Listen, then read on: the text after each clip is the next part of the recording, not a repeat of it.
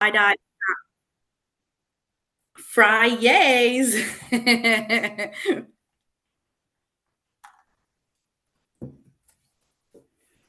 All right. So our Noah's Ark preschool camp, it's bright and beautiful and big. We've broken it up into two different slides. So the first slide that we're looking at here, you can see every week has a different theme on the left-hand side, and on the right-hand side, um, it has a what's the word I'm looking for, Danny? A Jewish value. Value, that's right. So I know it's kind of hard to see, but you guys will also get a copy. But like we said, every week there's a different theme and value. And then you can see it's got Mitzvah Monday, Tutu Tuesday, all that good stuff. And we do lots of different specials. And we'll talk about that in a little bit as far as what those specials are. But you'll also see the days that camp is closed, special events like Picture Day, for example. We'll send you lots of communications if there's something that you guys need to bring in, or if there's an event coming up, just as a reminder for you. All right, Jewish values and community building. Our camp is rooted in Jewish values such as kindness, gratitude, and responsibility. We welcome families from all backgrounds and celebrate our diverse community. Shabbat celebrations, blessings, and age appropriate holiday learning are woven into the weekly rhythm. We foster inclusion, empathy, and community mindedness through daily rituals and language.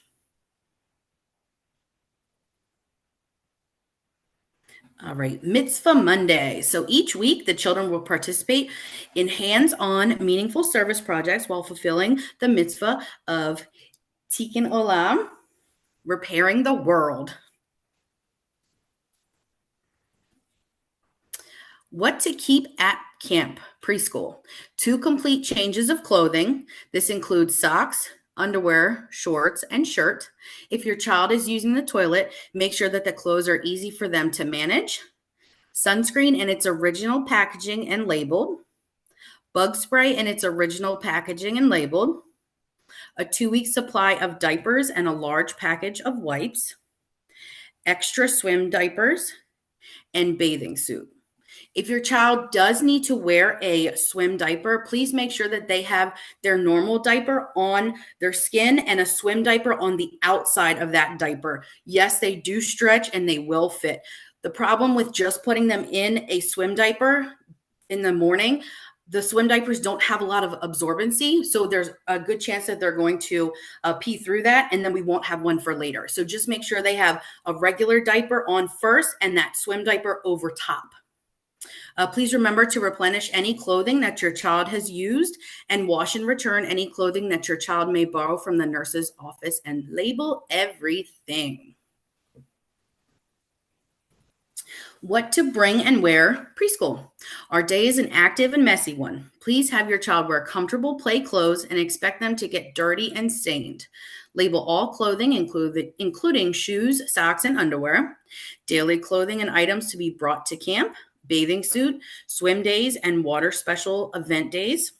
Swim diaper on top of the regular diaper, swim days. Plastic bag for wet items. Towel. Water shoes to travel to and from the pool. Closed toe shoes. A nut-free lunch. And a clear water bottle.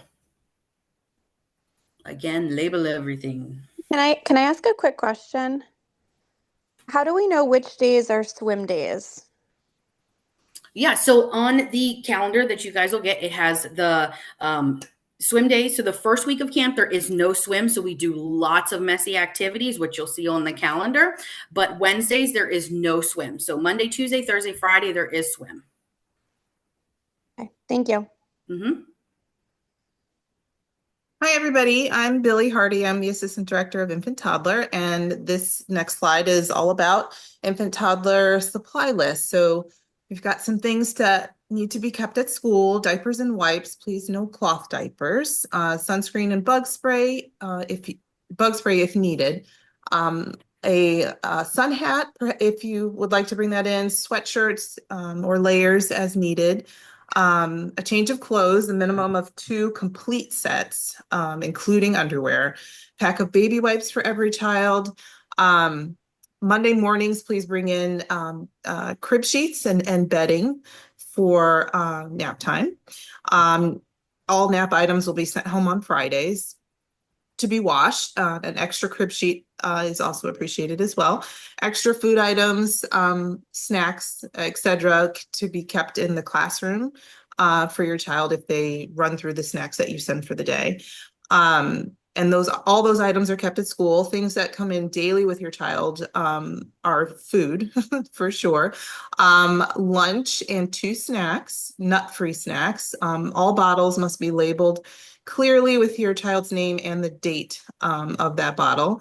And we would really appreciate no toys being brought home or brought in from home to school. And on to nap time. So the state of Maryland requires that we provide children in our full day program the opportunity to nap every afternoon. This does not apply to children going into kindergarten. A daily rest time will be from 1 to 3 every day. What you'll need is a nap mat or sleep sack and a crib size sheet and blanket with your child every Monday. They'll be stored in your child's cubby and sent home on Fridays for washing. If your child has a favorite stuffed animal or a lovey, they're welcome to bring that in during nap time to snuggle with. Children are not required to sleep, but they're asked to rest quietly from 1 to 1:30. Those children that are not napping will engage in activities while their peers nap until 3. It's the policy of our preschool that we do not wake sleeping children prior to 3 o'clock, nor do we prevent children from sleeping who are clearly exhausted from all the fun that they're about to have. And on to our food policies. The JCC maintains Jewish dietary laws, and we require the cooperation of everybody who uses the facilities. All food served by the JCC will be vegetarian and nut-free. Families are able to send meals that include meat, provided there's no pork product, shellfish, or mixing of meat and dairy. Clear reusable water bottles are permitted. The water bottle must be see-through, no tinted pinks or blues or purples. We have to be able to see that is water inside. We'll serve water throughout the day. They can have as much as they would like. And we'll also serve water and milk at meal times. 1% milk at meal times. Whole milk will be served to our infants and toddlers. We'll provide disposable cups and forks and spoons as needed. And as always, counselors will wear gloves during all aspects of food service. And on to allergies. Parents of children with specific allergies must keep the nursing services informed of each allergy. To ensure the safety of all Noah's Ark campers, some of who have life-threatening food allergies, our camp is absolutely nut-free. We require parents to provide lunches free of nuts and nut products. It is important to note that reading of labels is really important. If you send anything in not in its original packaging, thoroughly check the original bag and label it nut-free. Please be sure to read all labels extremely carefully. Products that are labeled processed in a facility with nuts or may contain traces of nuts are permitted. However, the school does not serve food that was processed in a facility that processes nuts. Keep in mind that ingredients and/or manufacturing practices can change without warning. And coconut, nutmeg, and water chestnuts are not actually nuts and are considered safe ingredients.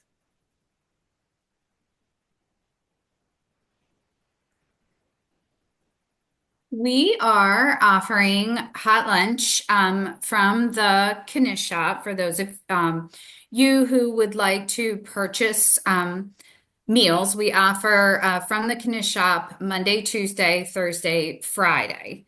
The menu is there on the screen.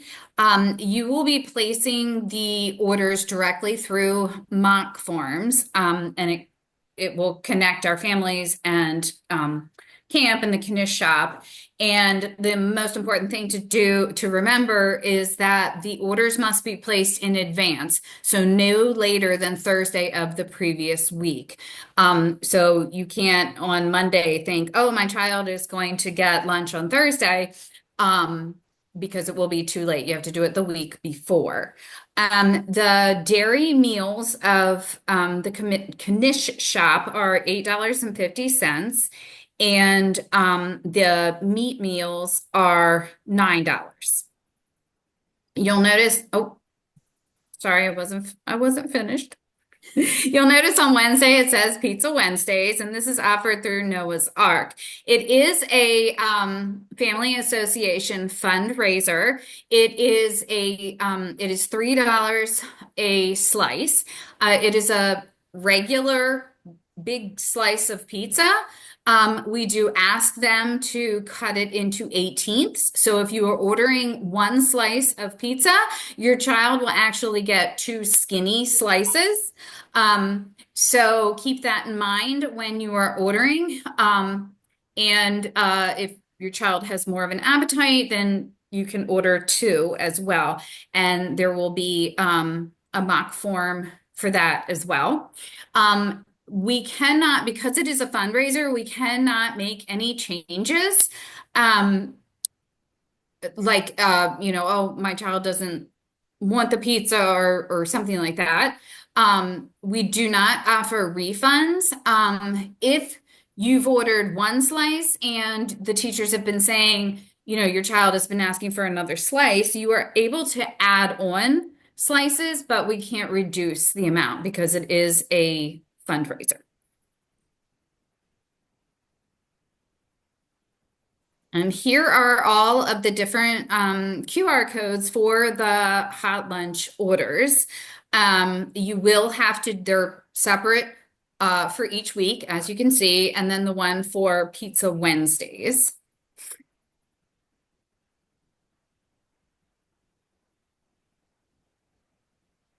And we also, as another fundraiser, we offer the Shabbat Shop. This is where you are able to order challah that will be delivered to school, and then it will be sent home to you via your child. The challah comes from Rosendorf's, and there are 3 different types. They have the large braided challah, and they have the sliced challah, and then they have the large round pull-apart challah. And we will be sending them home on Fridays. And again, because this is a fundraiser, we cannot make any changes or refunds.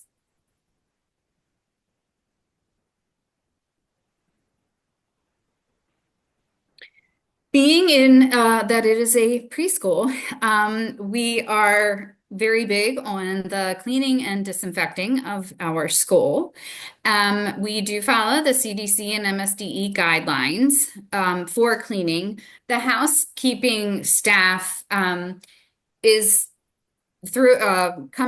the preschool throughout the day, cleaning the high touch points, door handles, counters, table edges, undersides, chairs, faucet, light switches, toys, classroom, phone, iPad, etc. Billy, put it away. I told you not to play with that. And each bunk has a bottle of bleach solution that the assistants mix each morning using the 1 to 5 bleach water solution. When the surfaces are dirty, they're going to be cleaning them with either the bleach solution or soap and water. The teachers or the assistants will be spraying the bleach solution directly onto the hard surfaces and let it sit for at least 1 minute for it to be effective, and then they'll wipe it up. Or if it is able to be air dried.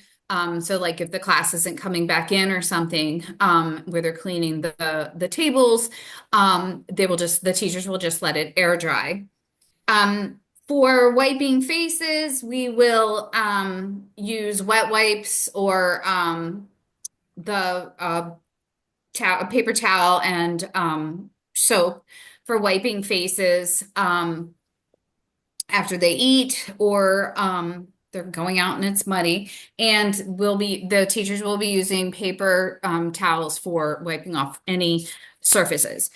As far as cleaning toys goes, each classroom has a big bin that is labeled Yucky Bucket and is filled with soapy water for any toys that kids are putting in their mouth or just any plastic toys that need to be cleaned. At the end of the day, the toys will be sprayed with the bleach and left out to dry overnight. And the any hard plastic toys also teachers will put them in like a little laundry bag and then they'll put it into the dishwasher for sanitation.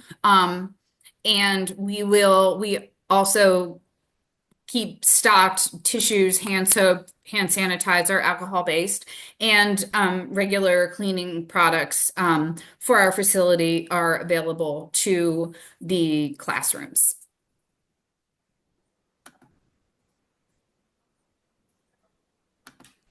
Hi, I'm Stephanie Zimmond.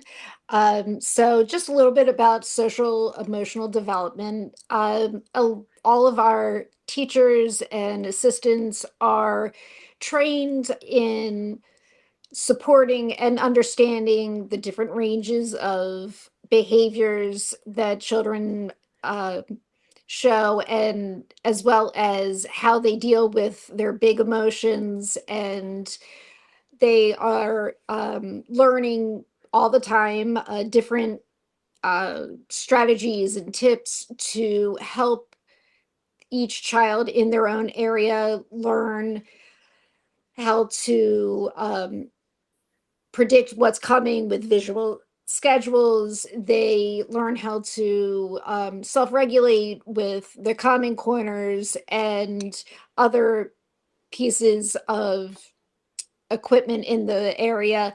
And it's a collaborative effort amongst the teacher and the child, that it's all spoken and, talked out, so the child is felt as he or she has been heard. It's a fantastic opportunity for the children to make friendships, to build their sense of empathy, and learn how to problem solve in developmentally appropriate ways. And the most important thing is that we honor each child as capable, able, and that their voice and their feelings mean a lot to us. And we help them as they navigate through development and through joint growing up with others. Is that helpful to you? Yeah, definitely.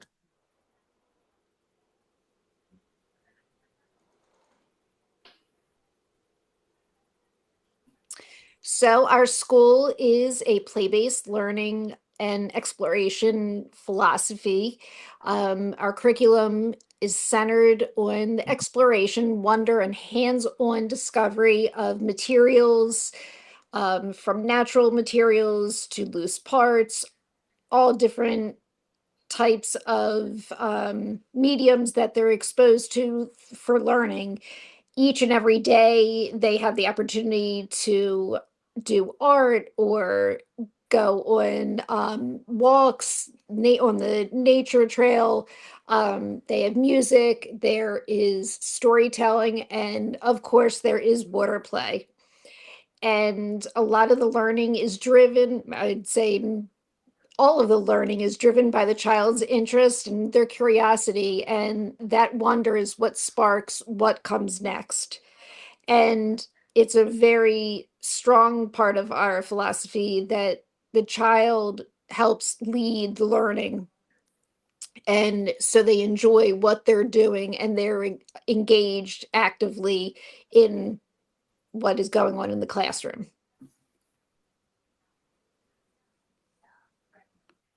All right. So a couple of sample schedules. So for the summertime, as you can see on Wednesdays, we don't have swim, but Monday, Tuesday, Thursday, Friday, we do. We also have different specials such as music, sports, farm to table, Shabbat, and we'll go through a lot of these as well. But there's lots of opportunities for them to be outside. It is summertime, so we want them to be outside as much as we can. We've got 4 playgrounds. We have community meetings. We do lots of art. Obviously, lots of water activities with it being summertime. And then our older 4s, they actually get to go and hang out with the J camps and do some specific specials, such as the arts and crafts and Israeli dance.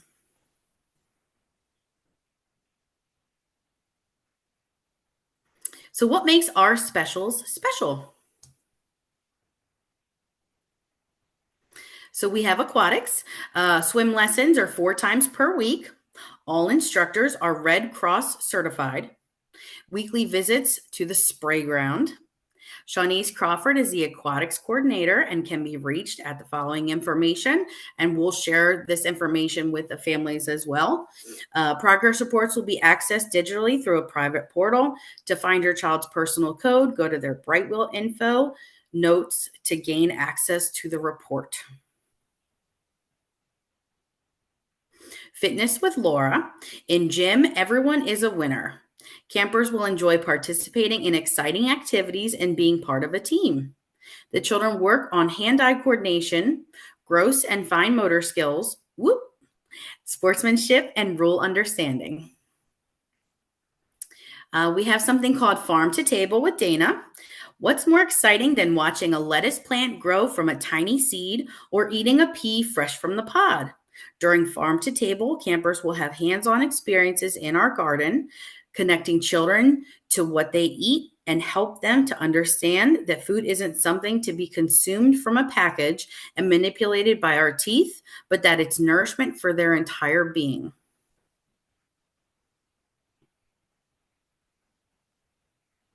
So we have a farmer's market. So on the second to last Friday of camp, which is week 8, we host a special farmer's market, a joyful hands-on experience where children become the farmers, bakers, and artisans. This event is the culmination of weeks of planting, growing, cooking, and creating. You're invited to shop from the children's homemade, homegrown, and handcrafted goods. The goal is to empower children to take ownership of the process and proudly share their work with the community. So what the children will do, they'll grow it. Throughout the summer, children tend to the garden, herbs, tomatoes, cucumbers, carrots, and more. They water, weed, observe, and learn where food comes from. Bake it and make it. Children help prepare baked goods like muffins, challah, herb butter, or treats using garden ingredients. They also create handmade crafts such as seed bombs, soaps, recycled paper cards, and more. Package and price it. Campers decorate signs, sort produce, and decide how much items cost. This invites early math, literacy, and decision-making skills. Lead it. On Friday afternoon, the children set up booths, greet visitors, proudly explain their role in growing or creating the items, and sell them to families and members of the community.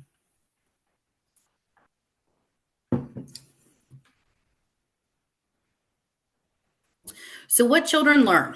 Responsibility through tending plants and preparing food, collaboration by working together towards a shared goal, math and literacy with pricing, signage, counting practice, and sales, STEM and nature by observing how things grow and change, Jewish values, generosity and gratitude by giving the fruits of their labor with joy, family engagement. Families are welcomed as market goers and are encouraged to shop during dismissal. Children can be stationed with their items or rotate to try different roles. This is also a moment to celebrate the summer's growth, not just of plants, but the children themselves. Music and yoga with Jen. Get ready to learn about beats, vocalizing, vocabulary, instruments, and more. From infants to 5s, music excites us all. Our threes and up participate in a joyful yoga and movement session designed just for young children.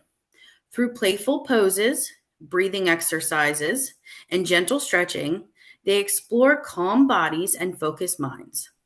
The session connects movement with nature, gratitude, and Shabbat themes, helping children feel centered and grounded before the excitement of the farmers market begins.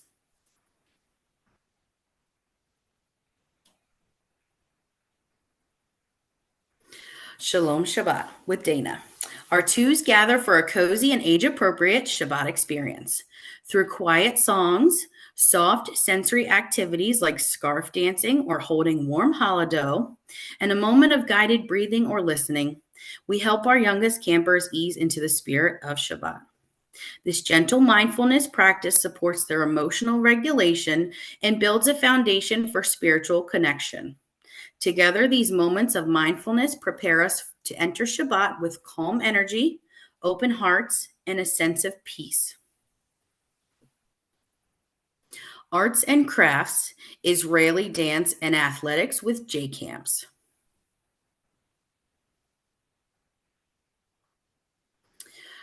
Each Friday, our camp community will come together to celebrate Shabbat. Our Kabbalat Shabbat sing-along allows our campers to sing, dance, and celebrate. Dressed in our favorite tie-dye, we welcome the Sabbath with arms wide open. It is a time of joy and reflection as we recognize our mensches of the week and join together to recite the Shabbat blessings. We also will cheer each other on and sing happy birthday to those who celebrated birthdays that week. Mensch of the week. A mensch is a strong person of integrity and honor. It is someone you admire with strong ethics and of noble character. The key to being a real mensch is having a strong sense of what is right, being responsible, making good choices, and doing mitzvah or good deeds. Each week comes to a close. Bunks will name a mensch of the week to help lead our Kabbalat Shabbat sing-along. This honor is accompanied by a special certificate, which will be sent home on Fridays.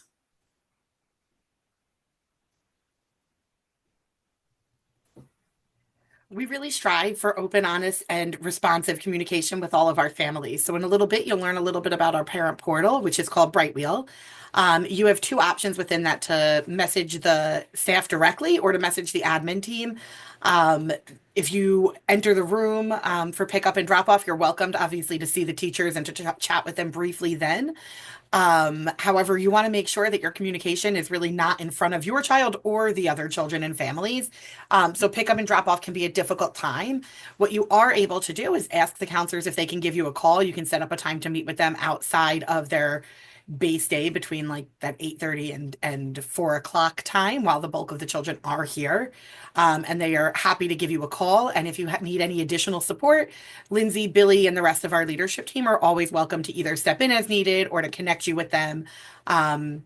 You will receive updates and photos through the Brightwheel app every day.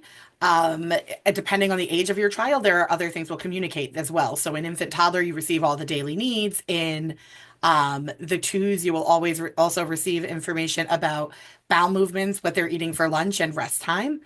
And then as they get a little bit older and have more independence, you'll see less of those daily needs, but more about the things that they're saying and doing throughout the camp day. And then each week, you'll also receive a newsletter. We welcome questions and feedback. We hope that you'll reach out to us if you have anything going on throughout the summer. Obviously, knowing more about what's going on in your child's life at home helps us support them best during their time with us at camp. But again, drop off and pick up is really just a brief check-in, especially if you're outside at carpool. You'll see quickly how chaotic and fast-paced that time can be. So we want to make sure that we're respectful of the staff that need to get back and forth and the other families that may be waiting to pick their child up as well.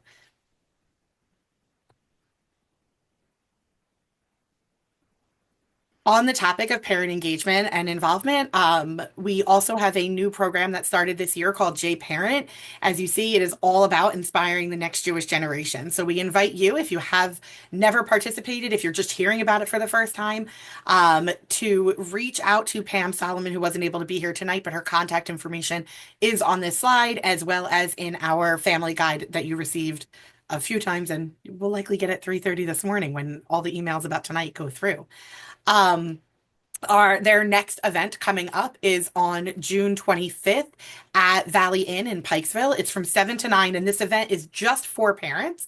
There are often either stipends provided or raffled off to cover the cost of childcare. Children are not invited to any of these events, but there's a wide array of events, from topics like parenting courses almost, about some like topics that either parents have requested or that have been recommended, as well as parent nights out about stepping away from your children and yet also reflecting on the Jewish household that you are raising, and some like specific holiday related events. So they just recently, if you didn't see it on our social media pages, you should follow us online.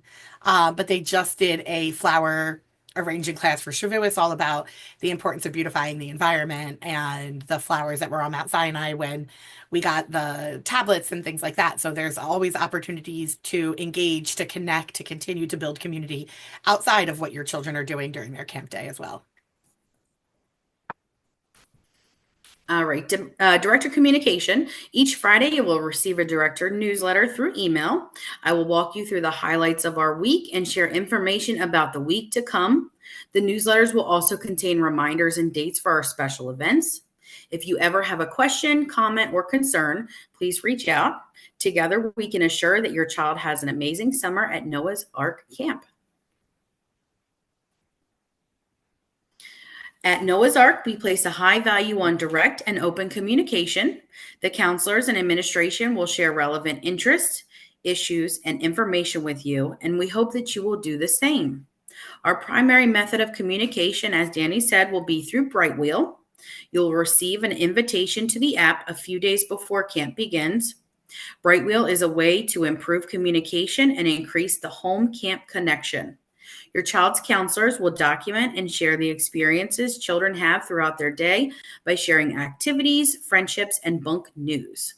To reach your child's counselor directly, you can message them through Brightwheel, or you can call the camp directly and a member of our administrative team will transfer you to your child's classroom. Please note that our counselors are very busy engaging with the children throughout the day, and they will typically check messages during nap time. We use Brightwheel, as Danny stated. That is our primary method of communication. Brightwheel is a way for us to document and share the experiences the children are having during the camp day. The counselors will be writing newsletters and sharing photographs to keep you informed about bunk news, activities, and friendships. Brightwheel is also used to log your child in and out of our program each day. And it also lets us send reminders and text alerts as needed. In the infant and toddler program, Brightwheel is also used to send daily reports to keep you up to date with your child's daily routine.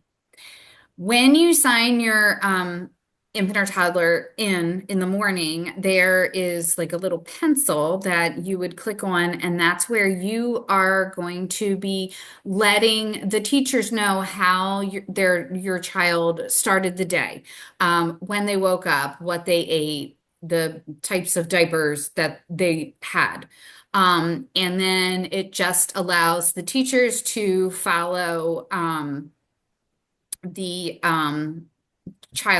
your child's schedule, knowing when to eat, nap, and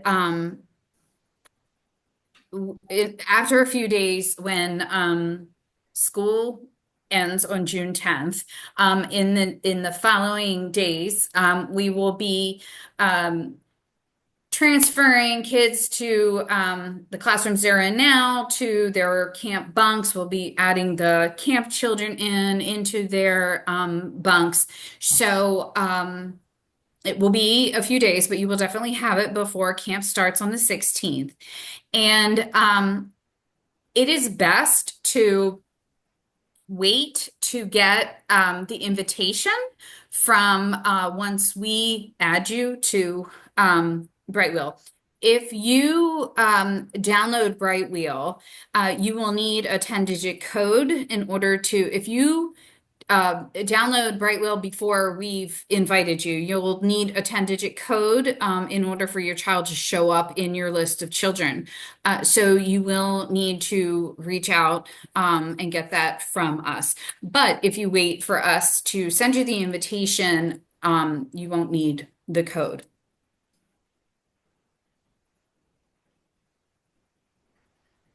You will use your own personal device to check your camper in and out on the Brightwheel app. The quick scan feature allows parents and guardians and approved pickups to scan our unique QR image and complete the check-in process.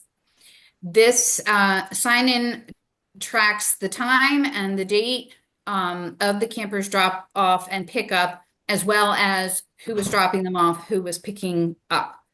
It is imperative that we have all of this information for licensing purposes, and each individual needs their own account on Brightwheel, and you may not share usernames or passwords with a grandparent or a neighbor or whoever. Everybody will have their own. Every Brightwheel user will have a 4-digit check-in code assigned to you. Some phones, it flashes right up when you go to check a child in or out. Some don't, but you can find where it is. And that's on the next slide, so I will tell you that. But you will need that code to sign in and sign out. And here it is. To find your code, you're going to get onto the Brightwheel app. You're going to find the 3 horizontal lines in the top left-hand corner, and you're going to choose Edit Profile, which is under your profile picture. And then you're going to scroll to the bottom to see check-in code, and there's the 4-digit one. And it is vital that you use your own check-in code to ensure proper record keeping. We need this for licensing purposes. In the attempt to make this easier, Brightwheel does allow you to customize your own check-in code at any time. You can, on the check-in code, where you found your check-in code, you can tap the edit icon next to the check-in code, and you can type in your new 4-digit code, click save, and if it is a code that someone else is already using, you will get a pop-up and you'll need to try another one. And do not forget to click on save.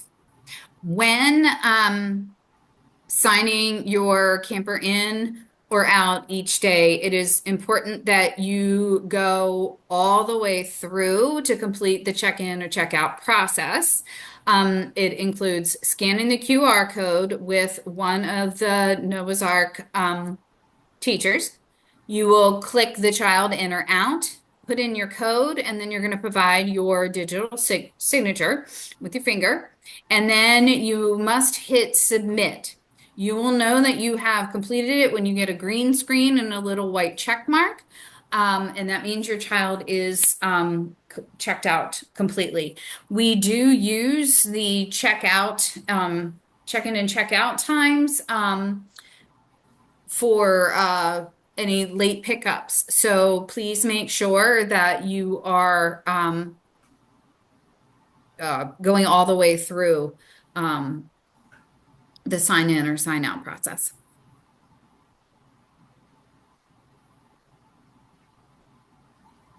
I happen to have a teacher in my office right now who made a good point as Marietta was talking.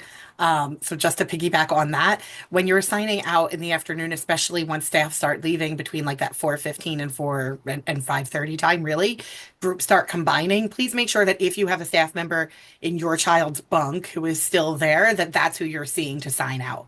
We do all have barcodes, but it's also similarly really important that if you have multiple children at camp, you are only signing them out when you are physically taking custody and supervision back of them. And the reason for that is that if there is a group that is like outside on a playground, for example, and you sign them both out at your toddler's classroom, and the group outside goes to line up, they see they've got 11 kids in Brightwheel because you've already signed out your child who was really number 12. When they come back in, they have 11 that may or may not excuse me, may or may not be your child. Alternatively, we also do something called name to face. So Mary Ida mentioned like your profile picture. One is please make sure that your child has an updated profile picture at all times. While the leadership team is able to do that, the teachers are not. So if you can make sure that it always accurately looks like them, if there's a floater, if someone steps in who's less familiar subbing for that bunk or something like that, we want to make sure that when they see Mary Ida Coleman on Brightwheel, they're looking at a picture that is easily recognizable as Mary Ida Coleman. Similarly, in the afternoon, when we're not doing name to face with your faces, it's always great to be able to put a name to a face to know if we're speaking to mom or dad or anyone else that you may give permission to see that chat with in Brightwheel. So it's always helpful when you've got your updated profile picture as well. In order to keep everyone safe during carpool, we do ask that there are no cell phones being used, not texting, not watching TV, and not on phone calls. It's also really great to make sure your child knows that when you're picking them up and seeing them for the first time all afternoon, they are your priority and you're excited to see them. So similarly, even if you're not driving when you pick up in the afternoon, you're walking in. Please make sure that you're not distracted with what's on your phone, rather just truly excited to see your children and hear about their day. If your child is registered during that 9 to 3:30 time or more, you have the opportunity to participate in carpool. During the summertime, the times are a little bit earlier and a little bit later and a little bit longer than the school year. So just please note that change. If you are registered at 9 a.m., you may not enter the school until after carpool if you wanted to enter and walk your child to their camp bunk. That means that we start carpool at 8:45. So at 8:40, we have a cutoff. Even if you're registered at 7:30, 8:40 to 8:45, the guard will stop letting families enter the school to drop off. At 8:45, one staff member from every classroom, any additional counselors, floaters, things like that, will head outside and we will work on carpool from 8:45 to 9:05. Please know that is that goal. It will take us longer in the beginning. And by the beginning, I really mean like every Monday, Tuesday for the first 4 or 5 weeks of camp, because you have that 4-week minimum. So week 5 on a Wednesday, there could be a child who's only coming week 5 through 9, Wednesday, Thursday, Friday. So while your child may be here for 5.5 weeks already, it could be someone else's first day. So we really just ask for understanding and patience with that. But what we don't want is keeping the staff outside of their rooms longer than necessary. So we don't want to say, oh, carpool goes until 9:15. And then 3 weeks in, we've got this lull of 10 minutes with all the staff standing outside instead of engaging with the children in the classroom. So really aim for that 8:45 to 9:05 time once carpool ends. And again, in the beginning, that could take longer and the guard has returned back to their security desk. You can then enter the camp and walk your child directly to their bunk. In the afternoon, when we talk about afternoon carpool, you can enter after 3 o'clock. We ask that no pickup or drop offs happen during rest time. So at 3 o'clock, you can enter the school again up until 3:20, and then we cut off entry into the school until 3:30 when we do carpool outside. Carpool will go from 3:30 to 3:50. Again, that's a little bit different than the school year. At 3:50, anyone who's only enrolled until 3:30 is officially in school late. In which case you sign off on your handbook that you may incur a $2 a minute late fee. If you have a sibling in J camps, I'll show you both on the map for morning carpool and tell you about it now, that you may pick up during J camp pickup if you are registered for that. So Kate or Allie or Brad, someone sent out a registration link where you can enroll in that for the weeks that you've got your children enrolled in both Noah's Ark and J-Day. Please note that you do need to pick up your Noah's Ark camper in their bunk by 4:10. And then you may sit in the lobby with your child until your big one comes downstairs. And again, they aim for 4:15. Sometimes it's earlier and often it's later. But it holds our bunks up from being able to move on to the next step of their day outside of their rooms. So it's really important that everyone is picked up by that 4:10 time. If you are enrolled later until 4:30 or 5:30, you'll come in, you'll check the sign outside their door. And you will follow the group out to figure out where your child is. It could be on the natural playground, the biblical playground, the universal playground, or one of the many courtyards. But it's really important that you realize that, again, your pickup time is the time that you're not just walking in the door or parking, you're picking up your child and have them in your care. We will not release your child to anyone under the age of 18 or anyone who does not have Bright Wheel access.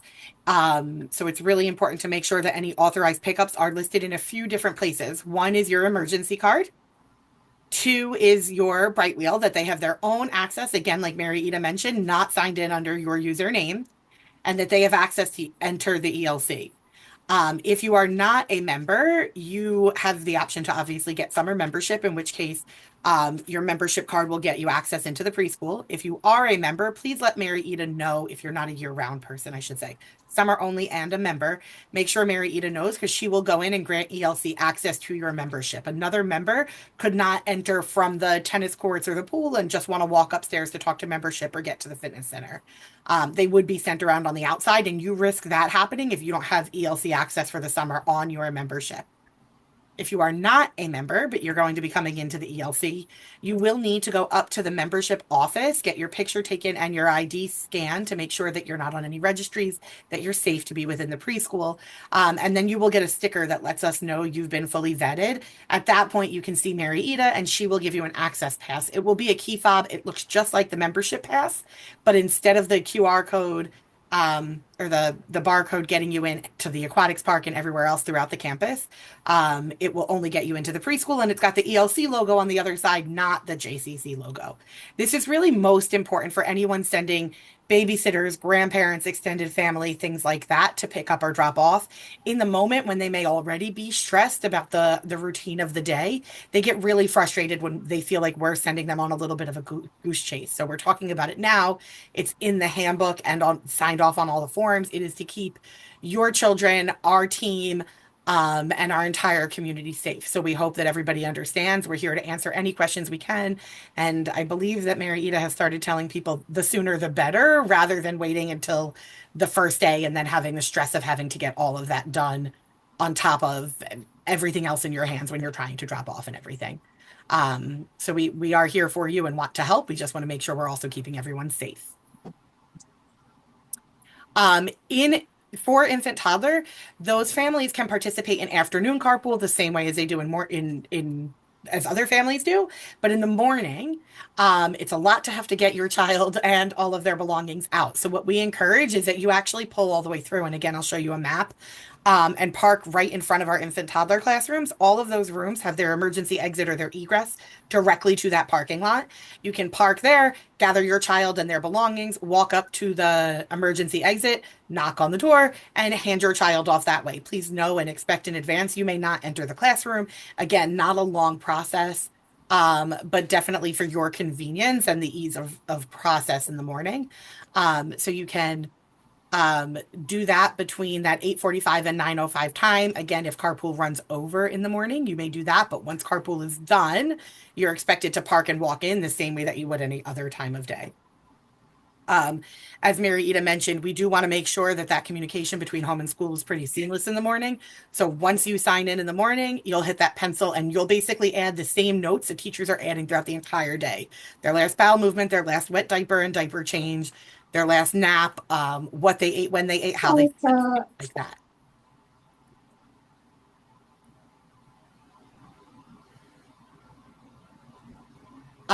We talked about morning carpool. What's really important is that this campus gets really busy. There are over 800 campers most weeks throughout the summer in all of the variety of different camps that we have. And so we ask that all of the rest of J camps enter off Associated Way, and everyone for Noah's Ark enter in off of Gwynbrook.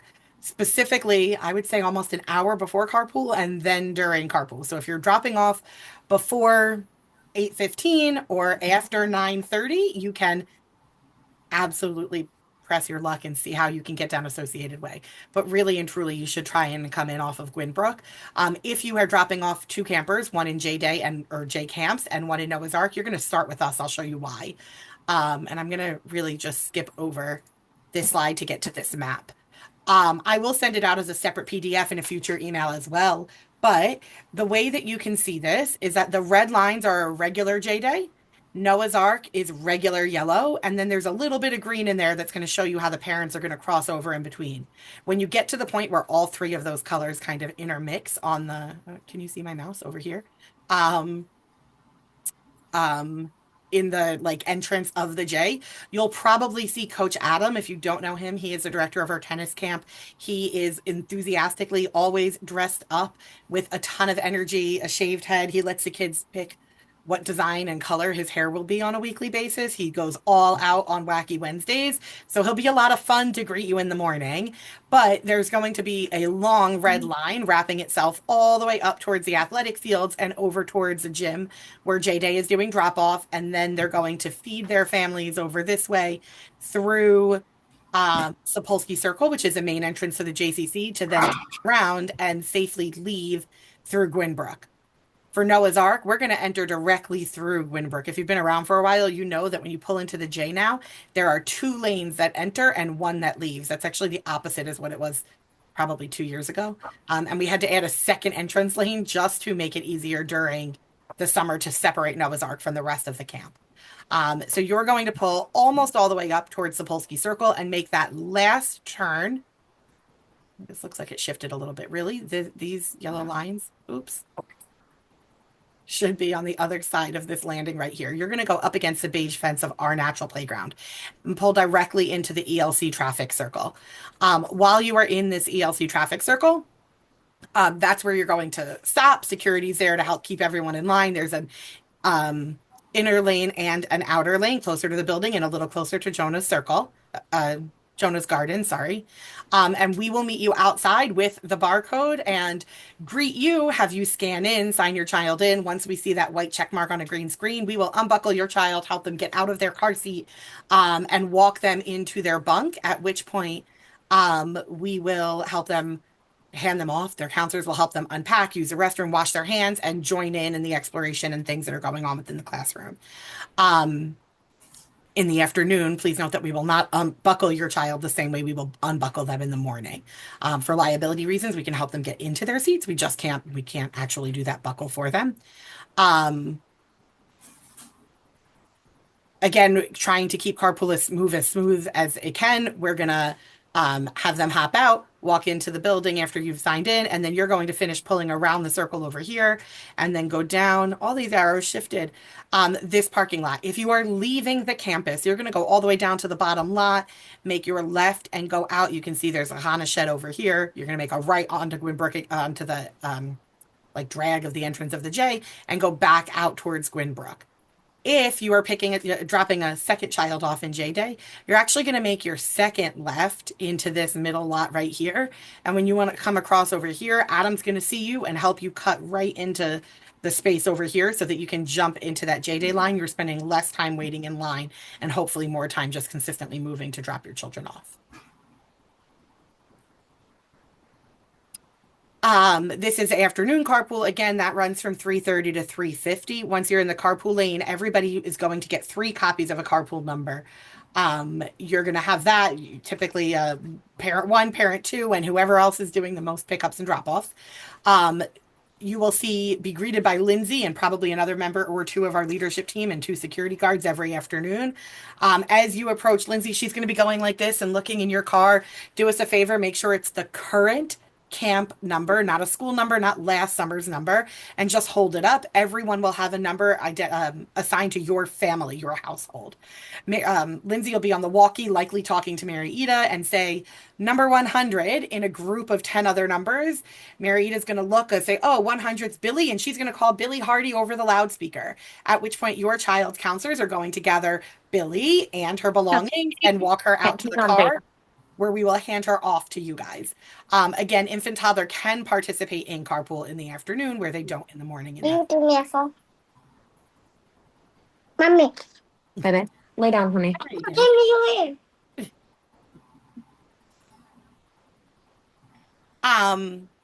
Again, your late pickup fee is at $2 a minute. You sign off on that in your handbook.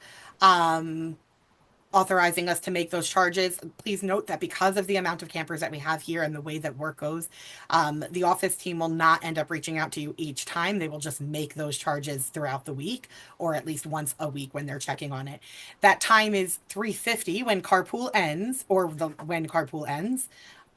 for anyone who is enrolled in that base program of 9 to 3:30. If you are signed up for the sibling pickup, that's 4:10 when J campers need to be picked up. And then if not, that starts at 4:31 for 4:30 campers and 5:31 for 5:30 campers. We do have an armed guard within the ELC anytime that there are children within the building. They are here to keep us safe. So again, like I get it can be frustrating. I get you may recognize Jay on a Monday morning and then Wednesday she's out and we have a sub and suddenly you're being asked to scan in when Jay knows you so well she may not have asked yesterday because she knows you by name and your child and everything else about you. Please don't get frustrated at those guards that are doing their job to do their best to keep us safe, especially in this day and age. The work that they do is so important. We will not allow any child to leave if somebody is not in all three of those places that we talked about, meaning that they don't have access, they're not on Brightwheel, and they're not listed on your emergency card. Again, for the safety and security of your child. So please understand that that's why we have such strict policies and protocols in place. For anybody, and I tell the teachers this all the time, if you do not recognize someone, you've never met them, or the child doesn't seem like they may be eager to go, any of those kinds of things, they are all encouraged to ask for photo ID. Again, please know it's coming from a place of care and concern for your child and not out of trying to make things difficult for you. So especially if it's someone's first time picking up, bring your photo ID and just be prepared to show it. If you are picking up without a car seat, we will not dismiss your child to you. It's Maryland state law that all children must be in car seats. And, oh, this is a really important one. Morning carpool specifically, please don't unbuckle your child until it is their turn to get out of the car. And if for whatever reason you find it okay and you want to do that, if you feel safe by the 3 miles an hour you may move or your foot on the brake, what is not allowed under any circumstances is children hanging out of windows or sunroofs. That's not something that we want, God forbid, to see anything negative happen to. So please make sure that they stay seated at all times, preferably in their car seat with their seatbelts on. Thank you. So transitions and adjustment to camp. We know that attending camp for the first time or returning after a full year is an exciting yet stressful time for families. But we as a team are collectively here for you every step of the way. To help prepare your child for this exciting transition, we ask that maybe a few days before, a week before, that you start asking, them questions of what they're excited about and tell them what's coming up ahead so they can get used to the language that you're using, the words and experiences that they're going to have at camp. When parents are positive and excited and confident, the children will sense this and they too will feel the same way.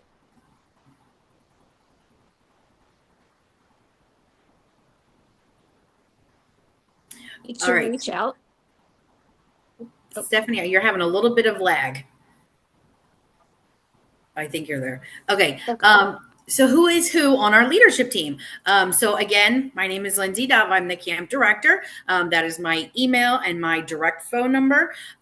We will also have this information in our family handbook. If you haven't gone through the family handbook, please do so. It's got this contact information. Danny Fry is our senior director of the Solar Early Learning Center. Mary Ida Coleman is the operations and administration coordinator. Billy Hardy is the assistant director of infant and toddler.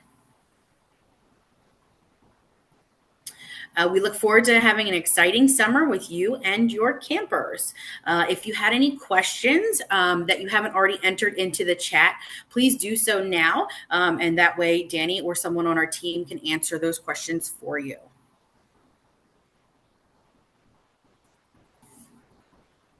And don't forget to turn in your forms. And also, just to reiterate, and again, it's in a lot of these emails that I think you'll get multiple times at 3 a.m. But the emails this year, if you've been here before, are going directly to Mary Ida at mcoleman@jcc.org. We're not asking that they be uploaded onto Salesforce at this time. I didn't get too many questions tonight, but the main ones really are about water bottles.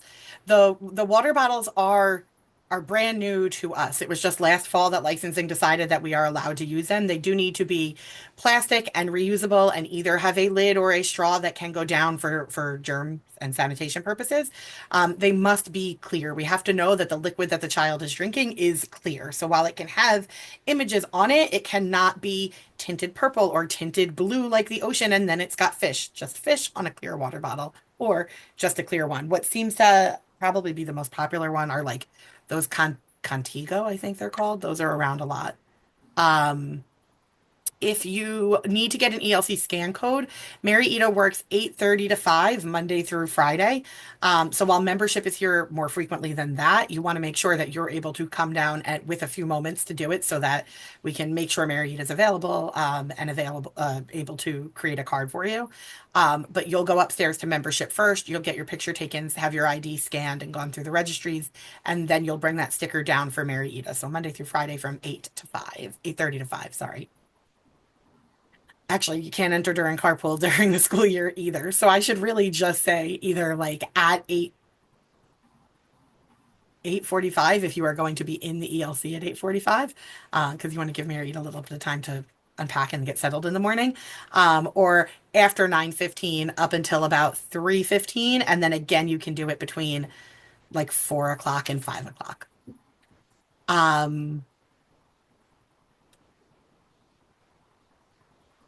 Just looking real quick.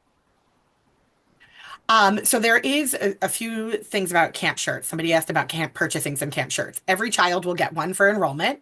And then there is a J Early Childhood and Stoller Early Learning Center site where you can order some clothing if you wanted additional clothing. And then there is a J Camp site as well. So it's not Noah's Ark specific. But there's also a JCC one, but that doesn't have kids' clothing. But I am happy to include those links. The other thing that has been in some of the emails is going back to the importance of labeling everything is our Mabel's Labels fundraiser. So if you're looking for any stickers, either to label some Tupperware dishwasher safe and nut free, so it's always there, or to put your child's name in their clothing, bathing suits, there's waterproof ones, and everything, please take a look for that link.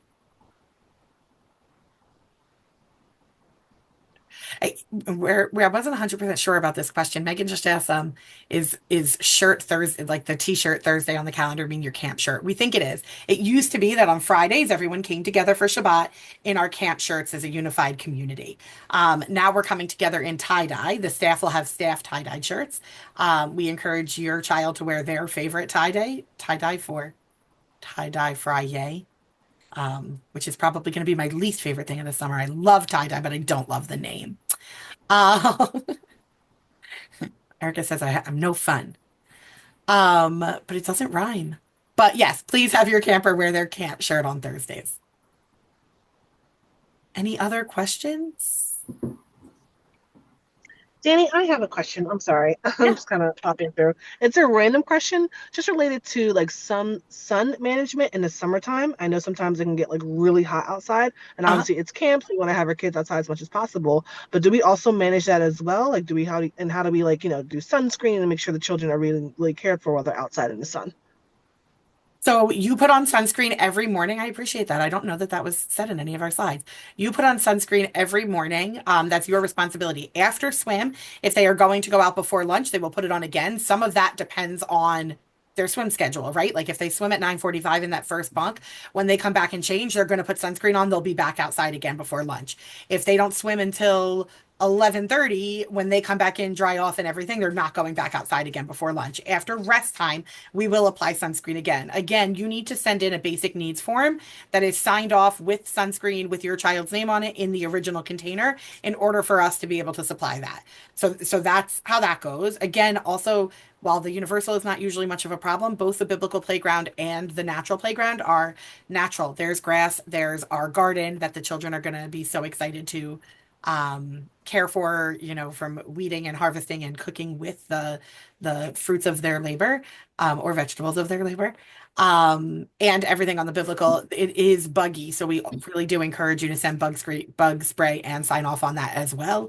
If you forget it, we're not able to use somebody else's, even if you send a message or anything like that. So that's definitely step one. Step two is also a hat, making sure they've got a water bottle. If they don't, we will bring out ice cold filtered water with us and cups every time we go out during certain codes and warnings. We use the state's warning system along with the national weather forecast to decide how long we are going outside.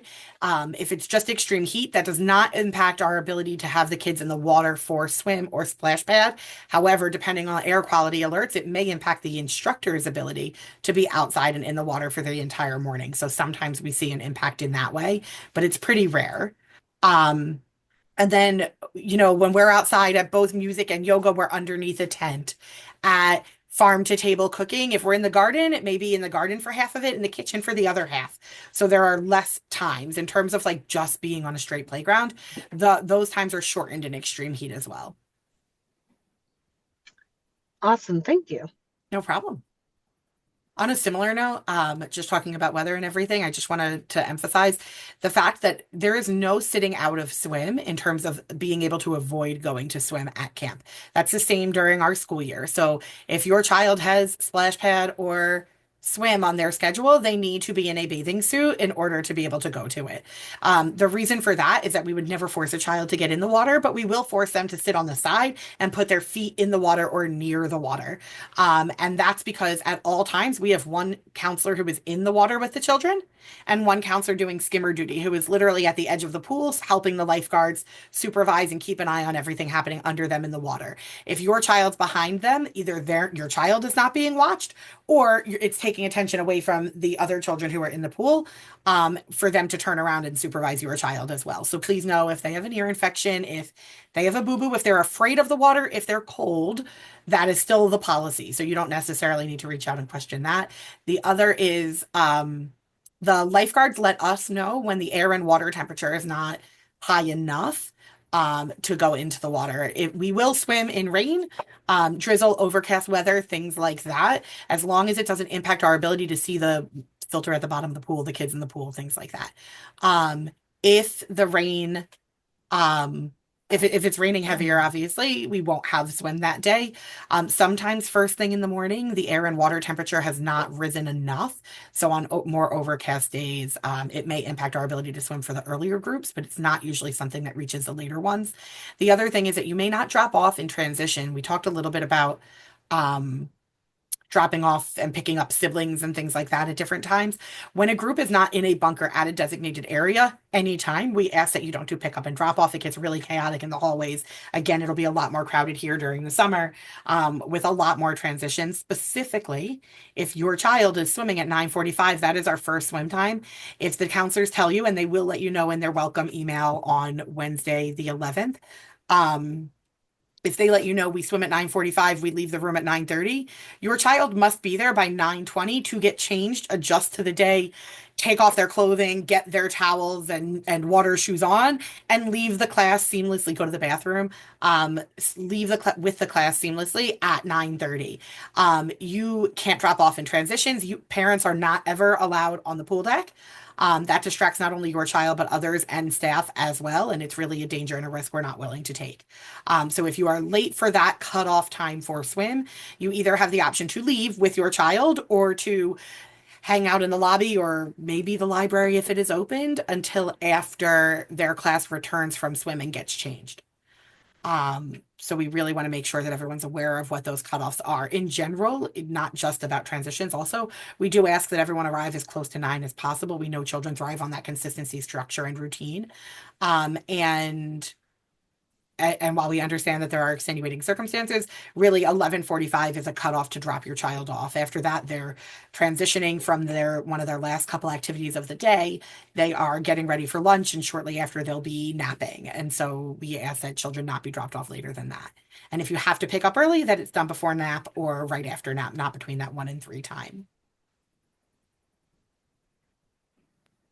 Hi, I had a question. I had typed it in about toddlers being able to be dropped off in the car circle or is it mandatory that we park and walk them up to the door? Depends on your definition of a toddler. If they're under 24 months old and they're in an infant toddler class, that's when they're getting dropped off at their door in the morning, but picked up in regular carpool loop in the afternoon. If they are older than 24 months and they're in a 2-year-old bunk, then you're doing carpool as usual. You cannot walk them to a door. Perfect. Thank you for clarifying. All right. Ethan's question was our last one. Does anyone have anything else before we say goodnight? Hi, I have a question. Of course. Sorry, I dropped in the middle. I missed the email earlier, and I have a question about for the my son has special needs. So is that possible? I can walk him to the door. It all Actually, depends on the time. So it doesn't change the times when you're able to walk in. I So you see. have to drop off based on your enrollment, either before we begin carpool, if you're enrolled in early drop, which is before 8:40 in the morning, or after carpool ends, which again, our goal is 9:05, but it might see. be a little bit later in the beginning. Got it. Thank you very much. No problem. And the reason for that, just so everyone understands, is that our guard is outside helping direct traffic and keep everyone safe during carpool. And so we can't have anybody entering the building and walking in without the guard's approval and having them stationed there to keep everyone safe. Sure, got it. By all means, please reach out to us by email. Phones will be busy, and you'll get Mary, Ida, and Paulette, and they're amazing and are happy to answer any questions you may have. But if it's specific to infant toddler, you can reach out to Billy. If it's specific to camp in general, or the preschool ages, please reach out to Lindsay. I'm happy to help however I can. If you've got questions about your child's social, emotional, or developmental needs, Stephanie's here for you, and we are really just all looking forward to an amazing summer. And we hope that you're just as excited as we are. Have a wonderful night, everybody. Thank you. Bye. Thank you so much. Thank you.